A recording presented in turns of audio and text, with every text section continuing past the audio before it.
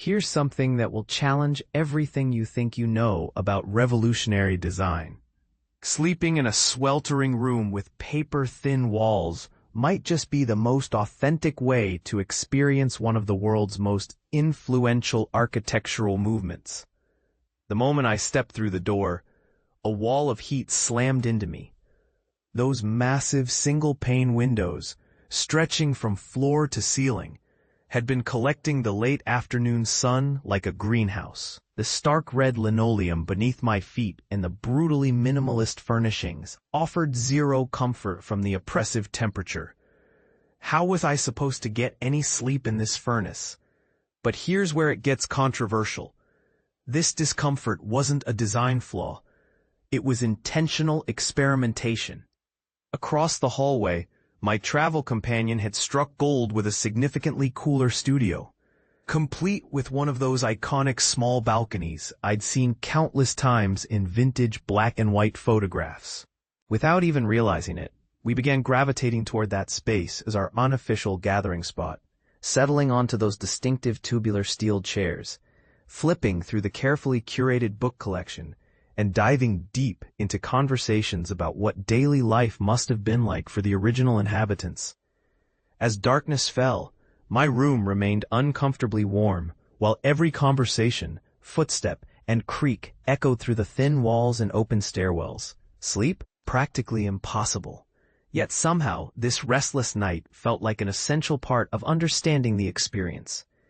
I was staying in Dessau, Germany, within the legendary accommodation block that once housed students and junior faculty at the world-famous Bauhaus School. Known officially as the Prellerhaus, these compact studios form just one component of a sprawling asymmetrical complex featuring interconnected workshops, lecture halls, and communal areas, collectively known as the iconic Bauhaus Building. For those unfamiliar with this revolutionary institution, the Bauhaus School fundamentally transformed how we think about design, architecture, and the relationship between art and industry. But this is the part most people miss. It wasn't just about creating beautiful objects.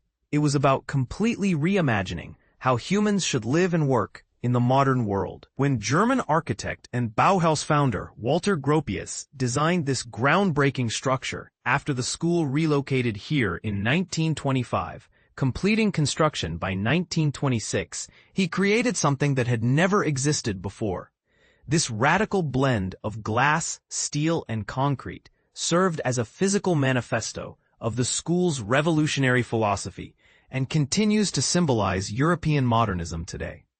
As Oliver Klimpel, head of the curatorial workshop at the Bauhaus Dessau Foundation, puts it perfectly, it landed here like an alien spaceship. The story begins in 1919, when the Bauhaus was first established in Weimar. This wasn't your typical art school. It was a radical departure from everything that came before. The institution boldly rejected centuries-old principles of local and traditional architecture and design, instead embracing concepts that prioritized simplicity, rationality, and functionality. They pioneered completely innovative approaches to teaching and creating. But here's where the controversy begins. Their ideas were so revolutionary that they couldn't stay put. Just 6 years after opening, mounting financial pressures and political opposition forced them to abandon Weimar entirely. In 1925, exactly 100 years ago this year, they found sanctuary in Dessau, located in Saxony-Anhalt.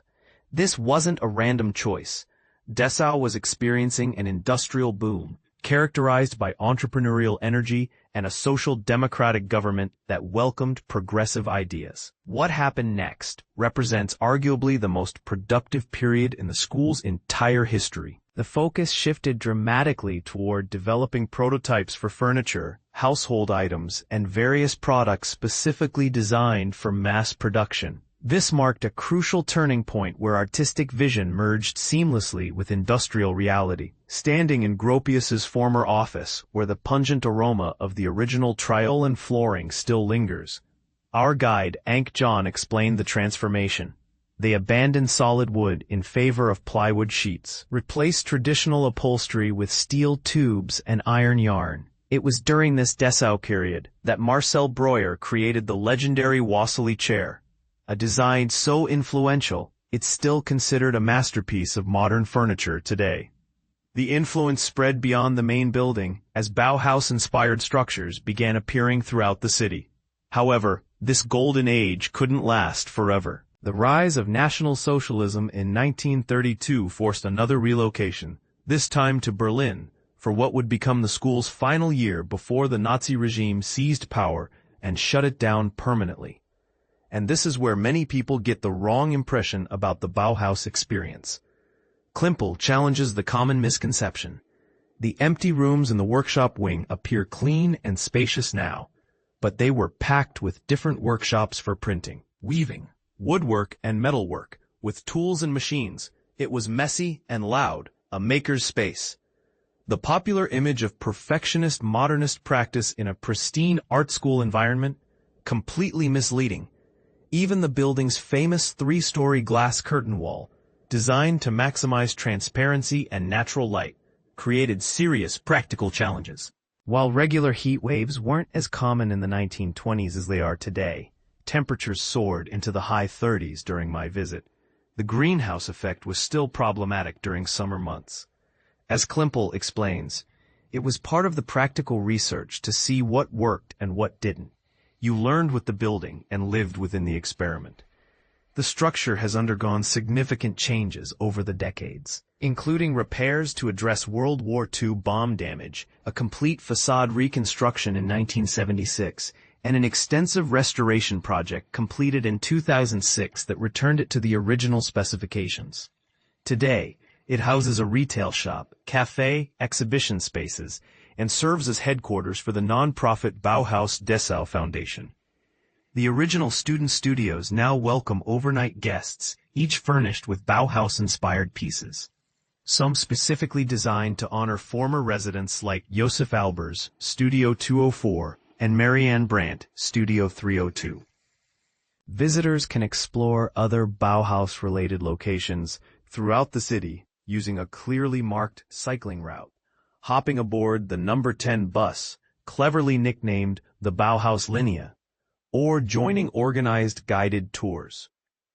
I began my exploration with a walk to the restored masters' houses, located just minutes from the main Bauhaus building.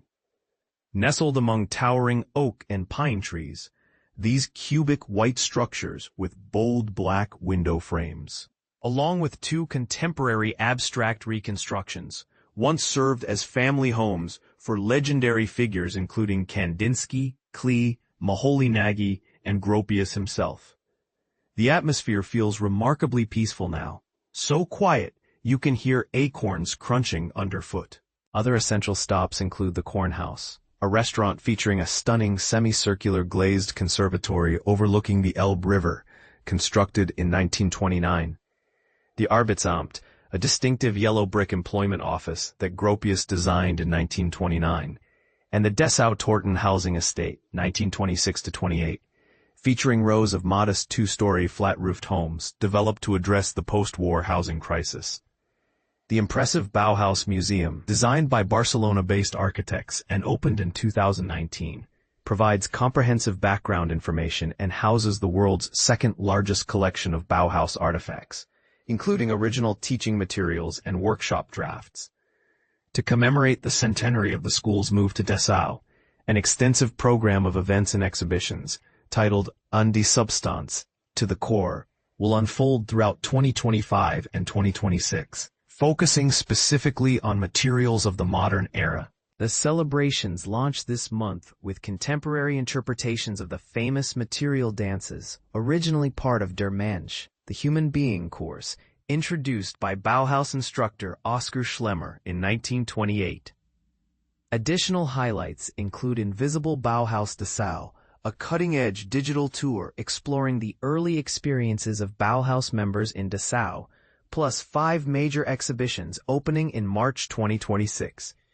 But here's what nobody talks about, and this is the controversial part most visitors don't expect. Between the celebrations and historic sites, it's impossible to ignore Dessau's current decline. Since merging with Roßlau in 2007, This city bears visible scars of economic struggle.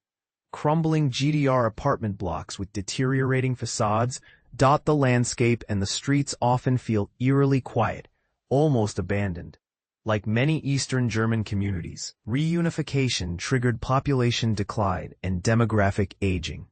More troubling still, the right-wing party Alternative for Deutschland has gained significant support throughout Saxony-Anhalt in recent years, with their influence increasingly extending into cultural institutions and even affecting how the Bauhaus legacy is interpreted and presented.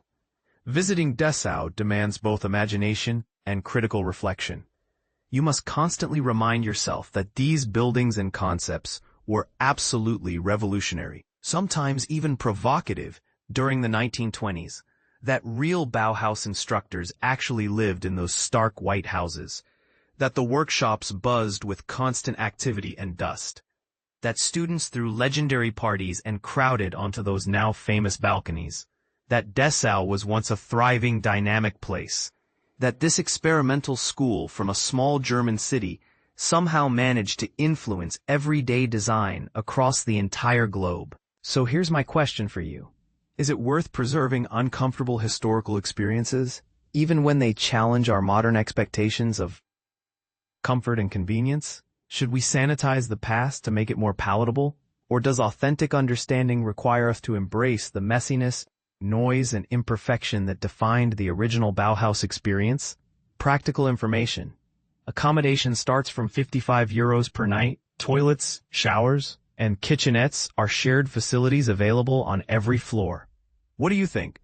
Would you be willing to sacrifice a good night's sleep to truly understand revolutionary design history? Let me know in the comments whether you believe authentic historical experiences are worth the discomfort, or if you think I'm being overly romantic about sleeping in a sweltering room with paper-thin walls.